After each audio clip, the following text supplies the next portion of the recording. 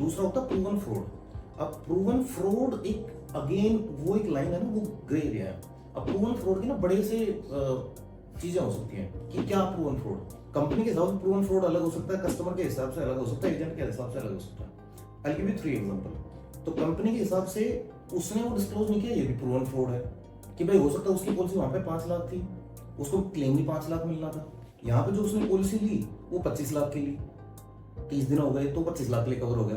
तो कंपनी उसको proven fraud की नजर से देखेगी। यहाँ पे मल्टीपल स्टोर थे, हो सकता है पिछले में ना हो क्योंकि यहाँ के फीचर्स ऐड हो गए, तो कंपनी के हिसाब से वो प्रूवन फ्रॉड है।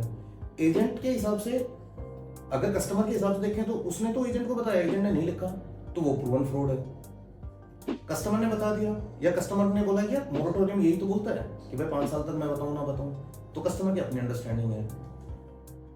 आईआरटी के हिसाब से प्रूवन फ्रॉड ये है कि भाई आपने फर्जी क्लेम डाला, मतलब कि आपने बिल ही फर्जी लगा दिया, आप एडमिट नहीं हुए, वो एक प्रूवन फ्रॉड है।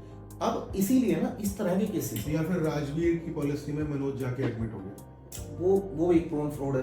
तो प्रूवन फ्रॉड के ना बहुत से केसेस निकल के आते हैं। अब उस केस में जब भी इस तरह के केस आते हैं तो क्योंकि वो एक आईआरडी का रेगुलेशन है जिसमें एक लीगल बॉडी इन्वॉल्व है, तो इस तरह के केसेस भी जब अटकते हैं तो लीगल बॉडी ही उसको मतलब उस चीज को जस्टिफाई करती है। वकीलों को काम किया वो वही तो बताते हैं कि देखो हमने ये बताया इसके हिसाब से, ये जहाँ पे कोर्ट को लगता है यार ये डेफिनेशन इसके हिसाब से यहाँ पे बैठ रही है और ये प्रूवन फ्रॉड नहीं था, तो उस केस में सिफ्ट का केस है, उस केस में ना देयर इज स्ट्रॉन्ग पॉसिबिलिटी अगर वो दोनों पॉलिसी पैरेलली बराबर सा कवरेज रखती है जहाँ पे कोई मेजर वो नहीं है, तो उस केस में वो क्लेम शायद मिल सकता है। मतलब अगेन ये ना एक नई चीज आई है इंडस्ट्री के अंदर और इस पे ना बड़ी सी चेंजेस और एडिशंस चल रही हैं।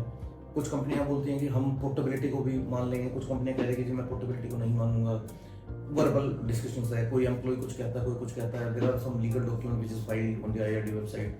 सो इन चीजों के ऊपर अभी थोड़ा सा रहेगा जब तक कि एक डेटाबेस इकट्ठा नहीं हो जाए।